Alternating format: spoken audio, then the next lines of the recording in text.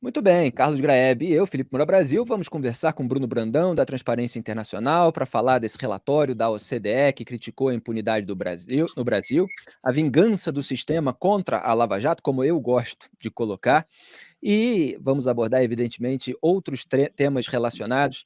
Muito obrigado pela sua participação, Bruno, é um prazer revê-lo. Prazer revê-lo também, Felipe. Olá, Graeb. Um prazer falar com todos vocês. Bruno, eu gostaria que você contextualizasse primeiro como funciona esse grupo anti-suborno da OCDE, que é um organismo internacional, sempre há um debate sobre o Brasil ser aceito ou não nesse organismo, e qual é a ligação da transparência internacional com a OCDE também. Tá, muito bem. A OCDE é a Organização para a Cooperação e Desenvolvimento Econômico. Foi um organismo que surgiu para a reconstrução da Europa no pós-Segunda Guerra Mundial, para gerir ali a reconstrução dos estados, prioritariamente. Houve os fundos, né, de apoio, principalmente dos Estados Unidos, mas a OCDE ela surge para reconstruir a capacidade de governo dos estados destruídos na Segunda Guerra Mundial na Europa. E a OCDE ela tem inúmeros grupos de trabalho, inúmeros instrumentos para promover melhores práticas em diferentes âmbitos das administrações públicas. E um dos principais é o combate à corrupção. Mas no caso da OCDE, não é qualquer tipo de corrupção, é um tipo específico e muito importante, a corrupção transnacional. A OCDE ela tem a Convenção contra o Suborno de Autoridades Estrangeiras em Transações Comerciais. Essa convenção, que completou cerca de 20 anos, ela é uma convenção, além de ter um foco específico, ao contrário da Convenção da ONU, a Convenção da Organização dos Estados Americanos, que são convenções genéricas contra a corrupção, o foco é sobre a atuação principalmente de multinacionais, quando elas operam fora dos seus territórios. Por que isso é muito importante? Porque isso diz respeito a interesses econômicos, a objetivos de competitividade dos países nos mercados globais. Nos anos 70, os Estados Unidos passaram o famoso FCPA, que é o Foreign Corrupt Practices Act, que foi a primeira lei no primeiro país a criminalizar a corrupção transnacional, aquela que é cometida quando um indivíduo, uma empresa, suborna uma autoridade fora da jurisdição, em outro país, para conseguir um contrato, condições especiais. Naquela ocasião, aquilo foi um resultado de um momento, depois do Watergate, o escândalo de corrupção, e havia um incômodo de empresas dos Estados Unidos que outras empresas estavam conquistando mercado a partir do suborno e elas perdendo dinheiro, perdendo mercados. Então, passaram uma régua para valer entre todas elas, abolir ou tentar reduzir essa prática do suborno transnacional. Só que o que aconteceu depois que os Estados Unidos passaram essa lei? Os europeus fizeram a festa, porque os europeus continuavam sem nenhuma legislação que criminalizasse esse tipo de suborno transnacional, e ao contrário, eles tinham até mecanismos que incentivavam tributariamente o suborno. Eles podiam, as empresas europeias, empresas francesas, alemãs, elas podiam declarar no seu imposto de renda pagamentos de facilitação, que é um eufemismo para suborno, reduzia o lucro e, portanto, pagava menos imposto. Então, tinha um incentivo tributário na Europa para pagamento de suborno no exterior. Então, os Estados Unidos pressionaram para que uma nova legislação com alcance muito maior internacional surgisse, e surge, então, a Convenção da OCDE, para principalmente colocar regras nas empresas europeias, mas ela acaba também tendo um impacto em outros mercados. Então, países passam a legislar também com documentos como o FCPA, por exemplo, e o UK Bribery Act, em 2012, e a nossa lei anticorrupção brasileira em 2013, no ambiente ali das passeatas, dos protestos de 2013, nós passamos a nossa lei anticorrupção sob incentivos, né, até pressão da comunidade internacional, especificamente a OCDE. Portanto, é uma convenção que tem como objetivo coibir essa prática de empresas roubarem negócios de outros competidores, seja de qualquer país, através do suborno. Então, é uma convenção com grande impacto econômico e político por seu propósito e o seu foco. E a outra, questão era a ligação da transparência internacional. Eu já escrevi muitos artigos, mostrando, a importância que é determinados países usarem o seu eventual desejo, de integrar organismos internacionais, para fazer as lições de casa que eles cobram dos países para obter a sua adesão. E eu vejo, toda uma iniciativa da transparência internacional em explorar isso. Quer dizer, é importante para o Brasil integrar a OCDE, então vamos aproveitar que a OCDE tem uma série de pré-requisitos, de exigências em relação ao combate à corrupção, e vamos implementar isso na prática aqui no país?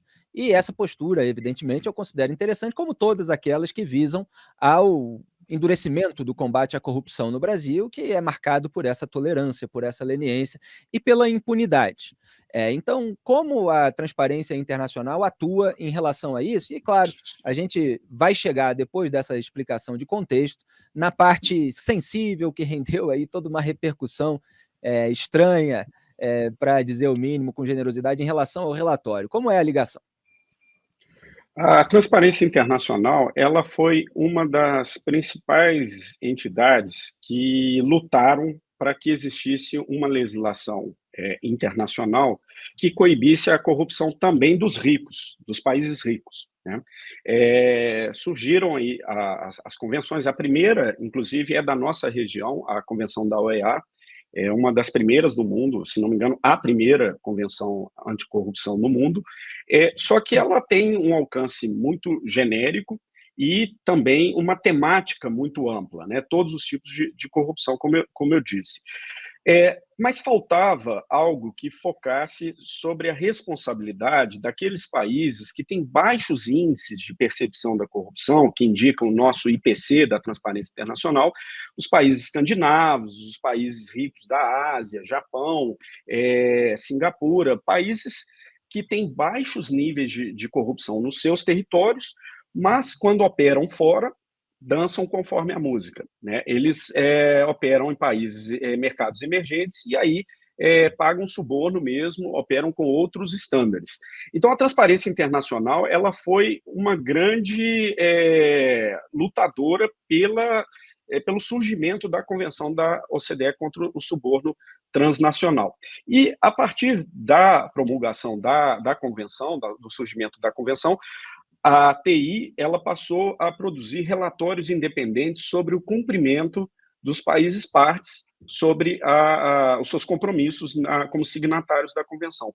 Lembrando que, além dos 30 e tantos países membros da OCDE, outros 5 ou 6 países que não são membros também assinaram a convenção, e entre eles o Brasil. Então, a Transparência Internacional, periodicamente, a cada 2 anos, nós fazemos um relatório independente sobre o cumprimento das obrigações pelos Estados-partes. E assim nós fazemos para todos os países membros e, em especial, nos últimos 4 anos, fizemos relatórios específicos sobre retrocessos graves no caso brasileiro e submetemos à OCDE.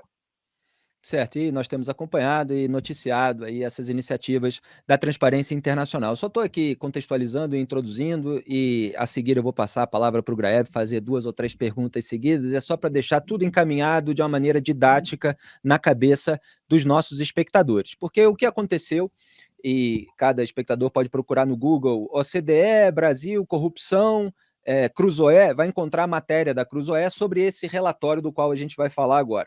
Quer dizer, o grupo anti-suborno da Organização para a Cooperação e Desenvolvimento Econômico divulgou no dia 19 de outubro um relatório da 4ª fase da avaliação do Brasil em relação ao cumprimento da Convenção contra o suborno transnacional da OCDE, esse suborno do qual o Bruno está falando. E o relatório apresenta críticas e expressa preocupação com a impunidade nos casos de corrupção no país. O que aconteceu? Para explicar aqui para as pessoas. Saiu aquele relatório, nós imediatamente fomos olhar o seu conteúdo, destacamos aquilo que era, obviamente, o principal do relatório, e está lá na matéria outras questões secundárias. E nós comentamos aqui no Papo Antagonista, o vídeo está disponível no canal de YouTube, com o título Decisão de Toffoli na mira da OCDE.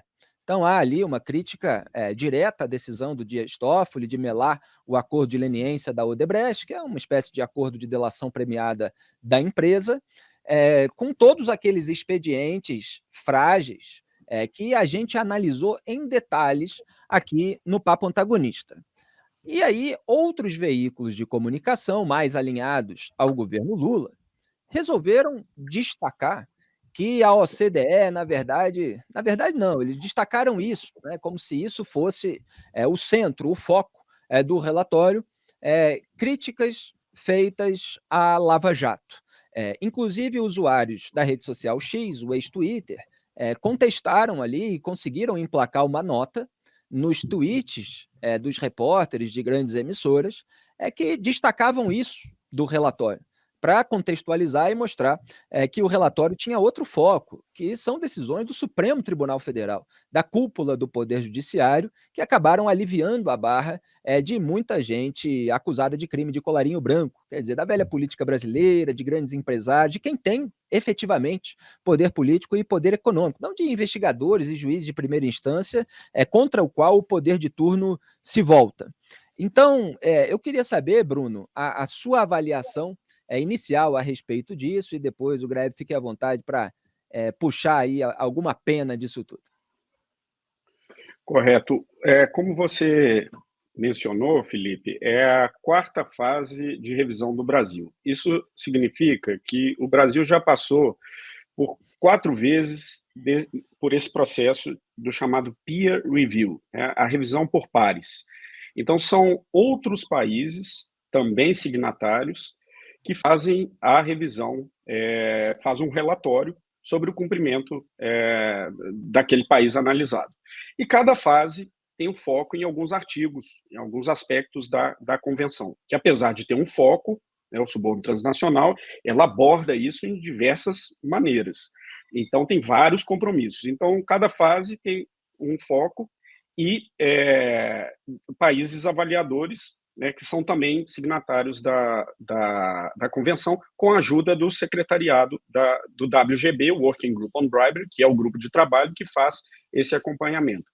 E, no caso brasileiro, os países pares, se não me falha a memória, foram Colômbia e Reino Unido, e eles, então, fizeram um relatório muito detalhado, muito bem elaborado, na nossa opinião. Temos alguns pontos, talvez, em divergência, mas, de maneira geral, um trabalho muito técnico, que incluiu, inclusive, visita ao Brasil. E nessa visita foram feitas diversas entrevistas, inclusive com a Transparência Internacional, que além de mandar nossos relatórios escritos e que são públicos, nós também participamos de entrevista in loco. E, de fato, o que chama mais atenção e que deveria ser o foco das preocupações no Brasil é uma crítica muito direta, muito explícita, que isso está na abertura do relatório, à impunidade no Brasil da corrupção transnacional. Citando, inclusive, um caso que ilustra o grau de impunidade, que o único caso, na verdade, que chegou a um processo penal contra indivíduos por suborno transnacional, que é o caso da Embraer. Esse caso já corre há 10 anos, ou mais de 10 anos, e já prescreveram alguns das acusações, desses réus não serão mais punidos, e muito improvável que aqueles que ainda permanecem sob processo sejam efetivamente punidos. Então, a OCDE, em primeiro lugar, ela destaca a absoluta impunidade com respeito a esse grave crime de suborno transnacional. Em segundo lugar, ela traz destaques a questões específicas. E ela trouxe, em primeiro lugar, nos chamados follow-up points. Os follow-up points é uma categoria que são os pontos que darão seguimento, que o Brasil terá que responder ainda por eles. Os países ainda vão acompanhar o que vai acontecer naquelas questões. E, no primeiro lugar, o primeiro item, e inclusive o segundo item também trata disso, é a decisão do ministro Dias Toffoli, que anulou todas as provas da Odebrecht, que é considerado o maior caso de suborno transnacional já investigado, já processado no mundo, na história do capitalismo mundial. Então, isso está no primeiro ponto do follow-up list, e segundo ponto do relatório. Também é verdade que houve críticas sobre a Operação Lava Jato e sobre esse viés político que foi criticado na Operação Lava Jato. No entanto, isso é um comentário que é também relevante dos países observadores e que recomendam que seja blindada as ações penais de influência política. Cita o caso principalmente do Augusto Aras, mas cita também, né, o contexto em que o juiz-chefe da operação tinha contatos diretos com os procuradores através das mensagens no Telegram. Mas a gente pode falar mais tecnicamente disso também, é importante, porque ela faz uma grande ressalva sobre o tipo de contatos diretos entre agentes da lei. Isso também foi muito importante ali, um esclarecimento feito pela OCDE. Mas, desculpa, não quero ler o relatório inteiro, mas vamos lá para o que vocês acharem que importa mais, a gente explora. Fica à vontade, Grebe. Muito bem. Bom, vamos começar pelo ponto que foi o destaque mesmo desse relatório, que tem 117 páginas, né? Eu estou com ele aberto aqui. Na página 12, eles escrevem ali, redigem um parágrafo bem gordão sobre o caso Odebrecht. No fim desse parágrafo, eles mencionam a decisão do Dias Toffoli de anular as provas obtidas por meio do acordo de leniência. Eles eles esclarecem que os próprios acordos não foram anulados, mas as provas, sim. E isso causou uma preocupação a respeito do impacto que isso poderia ter em ações fora do Brasil. Aqui no Brasil, a gente sabe qual é o impacto. Essas provas perdem qualquer possibilidade de instruir processos, né? Então, aqueles que poderiam ser punidos com as provas do acordo, que a Odebrecht, vamos lembrar, né? Voluntariamente entregou ao Ministério Público, esses aí vão passear, né? Vão ficar felizes e contentes. Então, eu queria que você nos explicasse justamente isso, Bruno. Por que da preocupação com os impactos no exterior? A gente pode ver uma situação em que as empresas e os seus executivos fiquem completamente impunes aqui no Brasil, mas sofram algum tipo de condenação ou sanção fora? Bom, essa decisão do ministro Dias Toffoli sobre a anulação de todas as provas do acordo de leniência da Odebrecht, ela tem ao menos 3 ou 4 grandes impactos sistêmicos, né? O primeiro, em nível nacional, como você muito bem já adiantou, é a potencial anulação de virtualmente todos esses processos baseados nessas provas, né? Inclusive já de condenações confirmadas em múltiplas instâncias.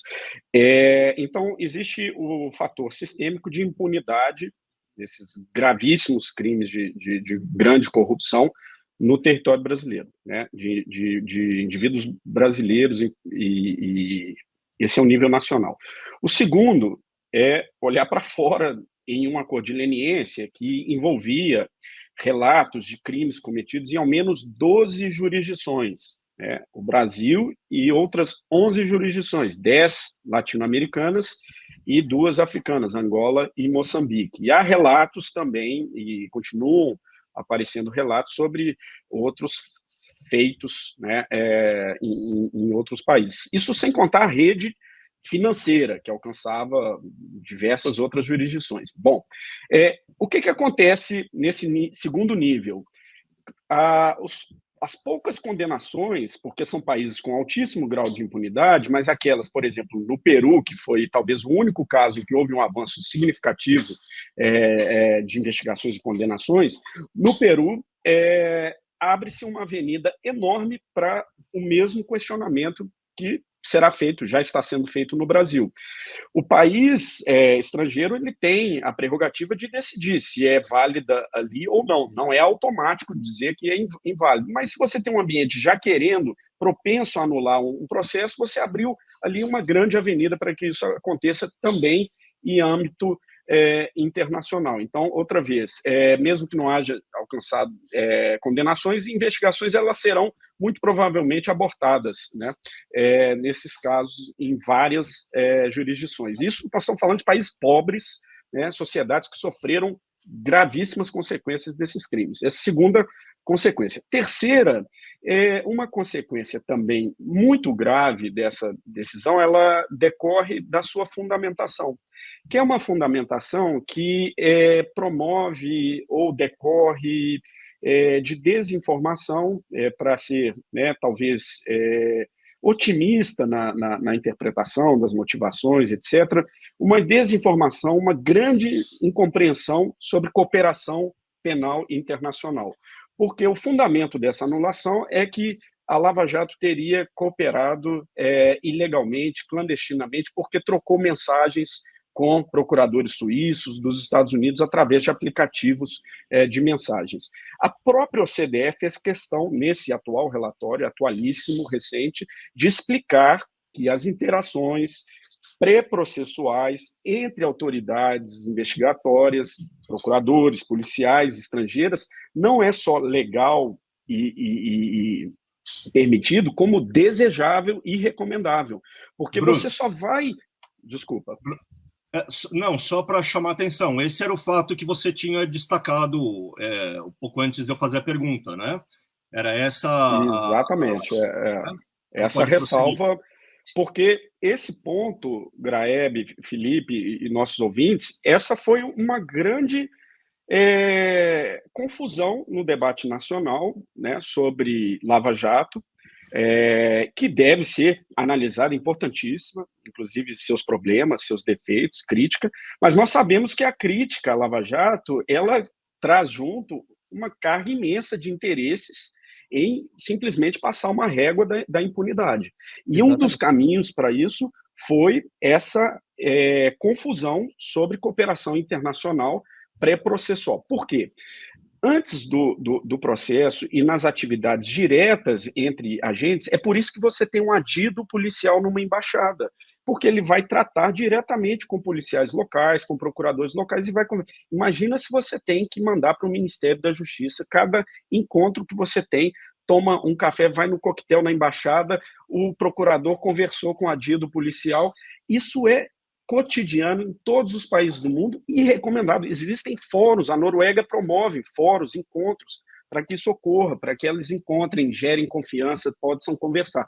O que não pode é transmitir informação, duas coisas, de cunho sigiloso, que o procurador, a autoridade não tem acesso e ela transmitir isso, ou segundo, para que isso depois instrua um processo, por exemplo, uma decisão judicial, um pedido de prisão cautelar, né, preventiva, um pedido de apreensão de bens, um mandado de busca e apreensão. Isso sempre tem que passar pela autoridade central designada no país para a cooperação penal, que no Brasil, para a maioria dos países, é o DRCI, o Departamento de Recuperação de Ativos e Cooperação Internacional, no Ministério da Justiça. E assim foi feito. Nesse caso específico, do acordo da Odebrecht, não apenas houve essa troca considerada desejável, recomendada, mas também, quando foi instruir, de fato, a formalização do acordo, houve, sim, o processamento via autoridade central. Então, o terceiro impacto sistêmico é gerar um imenso imbróglio, um obstáculo para que o Brasil participe da cooperação penal internacional. Imagino que isso significa alijar um país dessas redes de contatos e cooperação, justamente no momento em que o mundo ele discute o financiamento ao terrorismo, né, em tantas formas, né, e a corrupção de países como a Rússia fomentando guerras. Então, é um impacto muito preocupante para a comunidade internacional a fundamentação também dessa decisão. E aí eu quero falar o português bem claro aqui para o nosso público do Papo Antagonista. Se busca, evidentemente, qualquer tipo de pretexto para aliviar a barra dos políticos que foram acusados, que foram denunciados, que foram condenados, assim como dos empresários mancomunados com eles e que já estão aí a todo vapor para voltar a obter contratos públicos milionários ou bilionários que eles obtinham naquela época, anos atrás, molhando a mão de agentes públicos e políticos, quer dizer, justamente pagando suborno. E muita gente não quer admitir isso, então usa essa estratégia de manipulação de massa, que é você fazer a caricatura de investigadores, de juízes, de gente com muito pouco poder na República do Escambo, que é o Brasil, e maximizar, turbinar eventuais pecadilhos, para usar a expressão utilizada pelo ministro Luiz Roberto Barroso, do STF, que votou contra a suspeição do Sérgio Moro, no caso do Lula. Então, eles maximizam, turbinam isso para fingir que ninguém roubou nada, que ninguém recebeu suborno, que ninguém pagou. Aqui, evidentemente, a gente faz todas essas distinções. Então, nesse caso, em relação à decisão do Dias Toffoli, que foi colocado no STF pelo próprio Lula, ele parece que exagerou na tentativa de criar um falso pretexto, com uma colaboração, evidentemente, que ele poderia usar em sua defesa, se ele mudasse a decisão, do governo Lula. Então vamos lembrar aqui, só para contextualizar para o nosso público.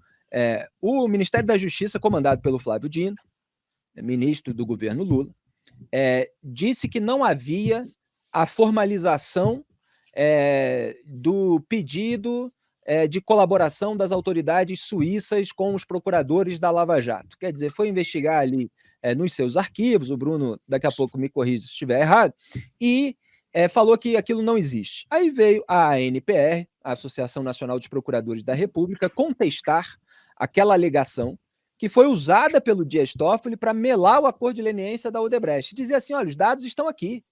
Houve o pedido de formalização.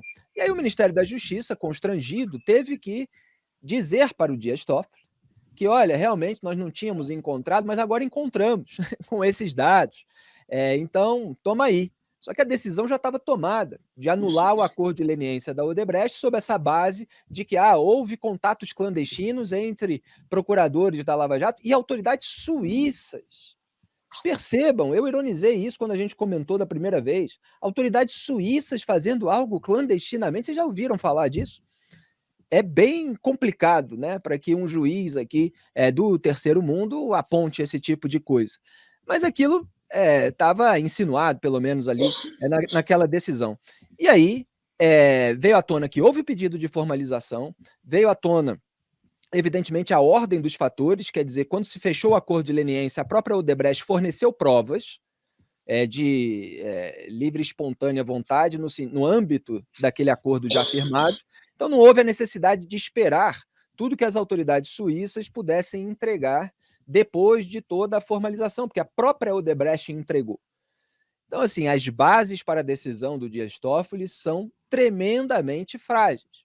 E isso foi apontado lá no relatório também. E mesmo com todo o reconhecimento de que houve aquilo que ele disse que não havia, ele não mudou, porque na minha análise não importa qual é a argumentação, existe um objetivo e ele é cumprido independentemente do argumento. Então, se esse argumento não vale, se cria outro, para que aquilo efetivamente fique de pé. Então, Bruno, queria perguntar para você sobre esse caso específico, qual é a sua avaliação, qual é a sua expectativa daqui para frente? Quer dizer, não tem mais praticamente corrupto e lavador de dinheiro preso no Brasil, pelo menos desses que estão envolvidos nesses grandes escândalos. E o Brasil vai continuar assim? O que a gente já disse algumas vezes sobre a história recente brasileira, no que diz respeito ao combate à corrupção, é uma grande lição de que um país leva décadas para fortalecer a sua capacidade de combate à corrupção, dos seus marcos legais, institucionais, e ele pode destruí-la em pouquíssimo tempo. É muito mais difícil e lento construir, evidentemente, do que destruir. E agora a gente está tendo outra lição, a dificuldade da reconstrução, né? É muito lento construir, muito rápido destruir, e muito difícil voltar o gênio para a garrafa, voltar a ter um combate à corrupção depois que passa toda essa situação que nós passamos. Então, talvez assim, dando destaque para algumas questões sistêmicas, né?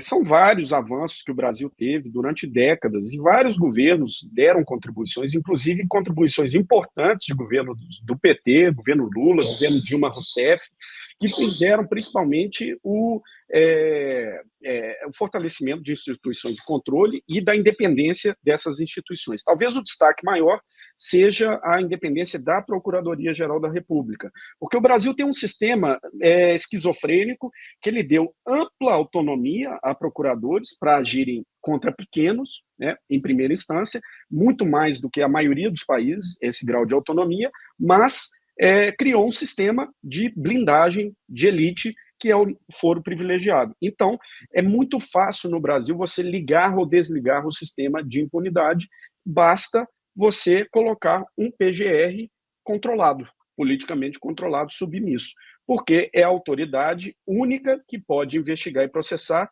mais de 500 autoridades máximas no nosso país. E foi exatamente esse o retrocesso que aconteceu com Bolsonaro, com o Augusto Aras, e agora a dificuldade que nós estamos vendo, o atual governo dizendo que não vai, que aprendeu a lição, e que lição, que triste lição, aprendeu lição com Bolsonaro, aprendeu que é mais conveniente controlar, ter um Ministério Público subjugado, e já disse que não vai respeitar a lista tríplice, que ele próprio foi o primeiro a respeitar e fortalecer.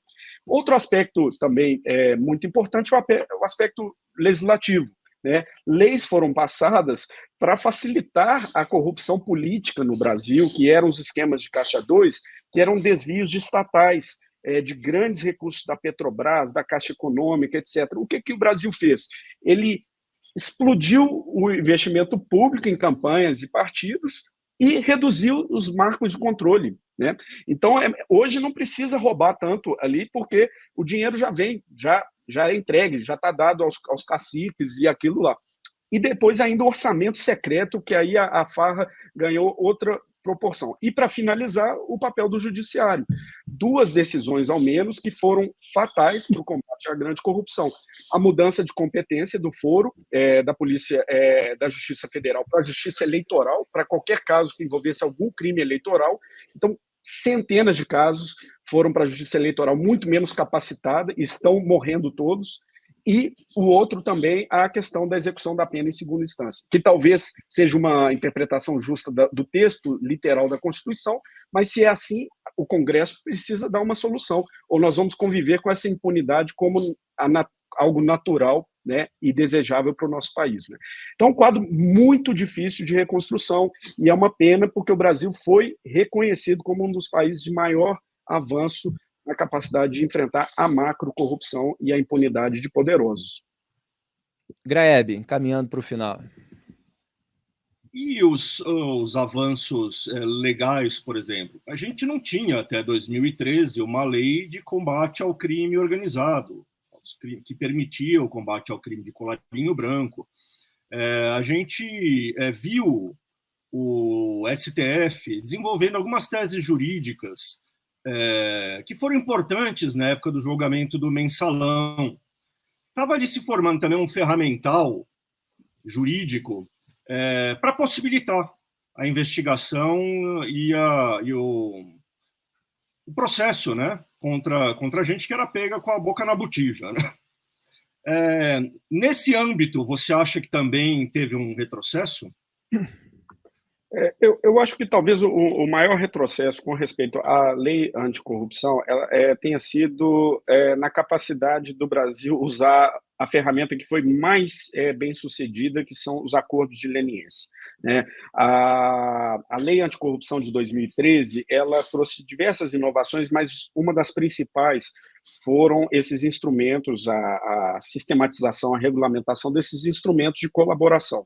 que permitem a quebra da chamada omertà, né, o silêncio da máfia. Então, alguém que é investigado, ele pode buscar um benefício entregando informações sobre outros casos e outros investigados, outros réus, outros criminosos. Isso foi um divisor de águas na capacidade de investigadores de subir na escala do crime, na escada da hierarquia do crime, inclusive da grande corrupção, mas também outras formas de criminalidade violenta.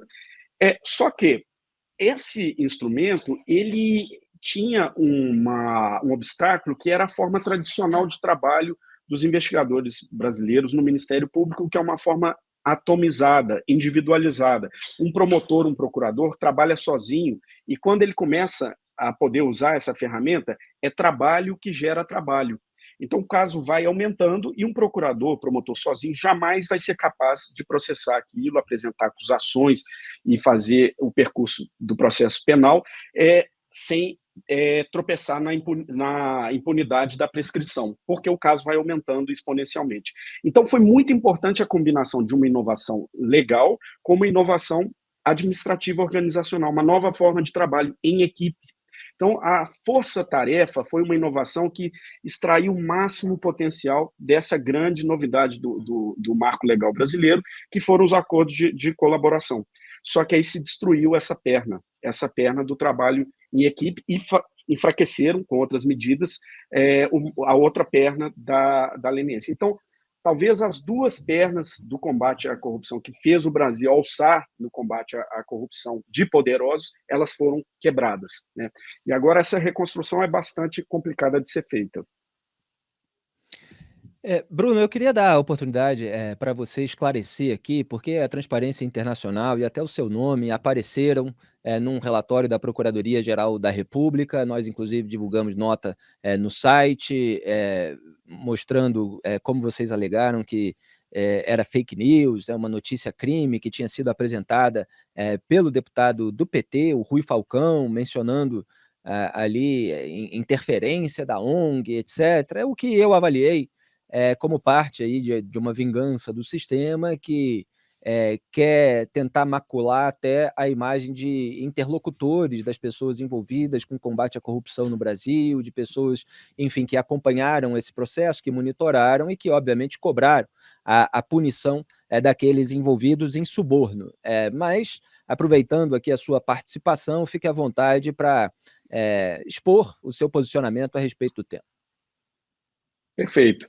Bom, em primeiro lugar, uma organização como a Transparência Internacional, se ela não for criticada, se ela não for atacada, se ela não for perseguida, se ela não for retaliada, ela não está fazendo o seu trabalho. Ou então ela opera num ambiente quase um paraíso, né, onde tem muito pouco trabalho a ser feito.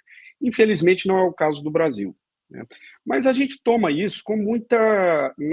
Não, naturalidade é uma má palavra e eu vou explicar por quê. Mas a gente já sabe lidar com isso. Porque eu, pessoalmente, trabalho há 14 anos na Transparência Internacional e grande parte desse período é fora, em outros países, principalmente na América Latina. E a gente vê a realidade cotidiana dos nossos colegas, infelizmente, é ainda mais grave. Temos colegas assassinados, temos colegas que têm que andar com guarda-costas, que não podem ter endereços revelados, que têm que se mudar de tempo em tempo, que têm que se exilar. Nós temos colegas agora exilados que saíram da Rússia, temos colegas exilados de vários países.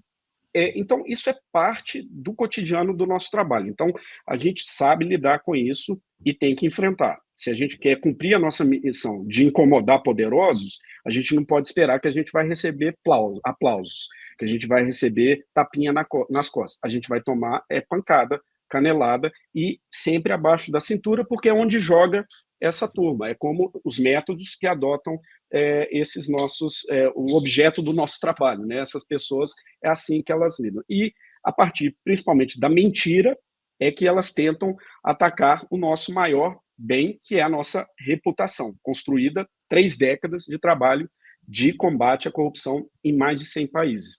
Mas nós vamos continuar enfrentando, são mentiras todos os dias que aparecem, e não por acaso de figuras como Augusto Aras, né, diversas ocasiões, trouxe, inclusive em documentos oficiais, em verdades, informações absolutamente inverídicas e tentando destruir a reputação de quem estava criticando o seu trabalho, a sua omissão diante de tanta criminalidade, tanta corrupção. Augusto Aras é apenas um deles, né? Nós temos isso, infelizmente, como nosso cotidiano.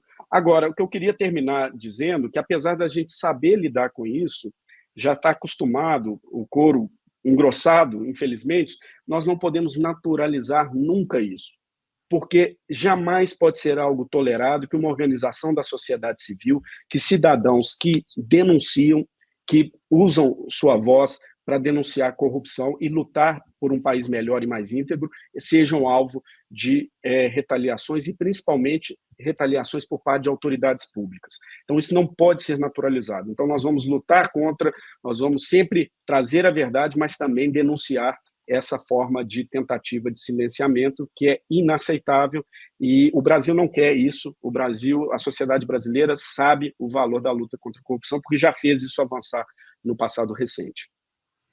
Só queria lembrar que o presidente Lula está prestes a indicar um novo procurador-geral da República. Nós temos feito análise há anos de que ele quer um Augusto Aras para chamar de seu. Está avaliando aí quem pode ser mais fiel, entre aspas, mais leal, entre aspas, todas essas palavras cujos conceitos são um tanto vilipendiados aí em razão de outros interesses que não o público.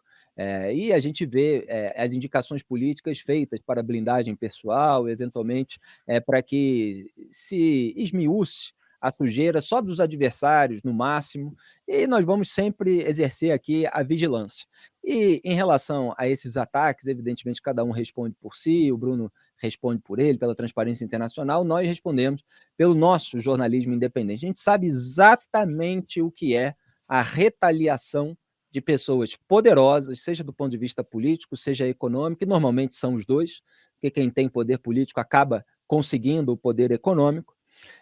Nós temos uma ficha imensa de episódios para contar, que talvez um dia sejam costurados numa grande obra literária, para que as pessoas tenham dimensão do que acontece nos bastidores. Quer dizer, são frituras, são censuras veladas, são plantações de notas na imprensa para tentar desqualificar o trabalho daqueles que incomodam, daqueles que são pedra no sapato do poder, daqueles que exercem a sua liberdade de informação, crítica e imprensa, em nome da vigilância ao poder de turno, aquilo que não existe apenas nos regimes autocráticos, onde há todo um esquema também de corrupção transnacional, como a gente tem visto aí, envolvendo esses países que acabam se ajudando para que as tiranias se perpetuem. E é isso que a gente tenta evitar no Brasil, né? Mas o escracho aqui já é muito grande. Então, a gente combate aí forças imensas, né, muito maiores do que nós, mas temos o nosso público para referendar o nosso trabalho e pedir que a gente jamais desista. Graeb, quer fazer alguma pergunta final, consideração para encerrar? A última palavra é sua. Não, quero agradecer só ao Bruno por ter ajudado a gente a entender o significado desse relatório, né? E é o triste cenário em que a gente está, né? Infelizmente, a expectativa que se formou no Brasil de que a lei, de fato, ia começar a valer para todo mundo, né? De que tinha sido quebrada essa barreira que impede que grandes empresários, que políticos influentes sejam... Enfim, essa expectativa se frustrou, né? Então, agora tem que remar de novo, né? É isso. Eu Bruno, também muito agradeço. Obrigado pela sua participação. Fique à vontade aí para as suas considerações finais.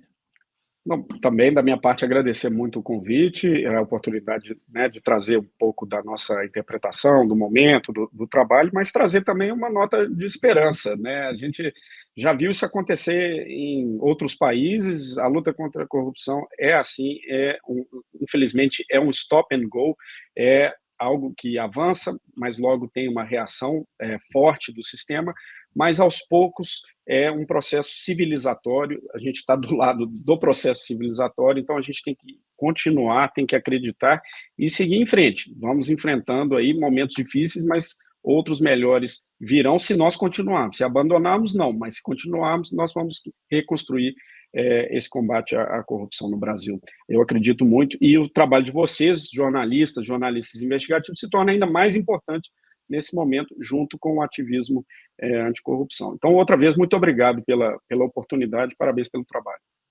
Vamos perseverar. Muito obrigado. Bruno Brandão, da Transparência Internacional. Boa noite e bom trabalho.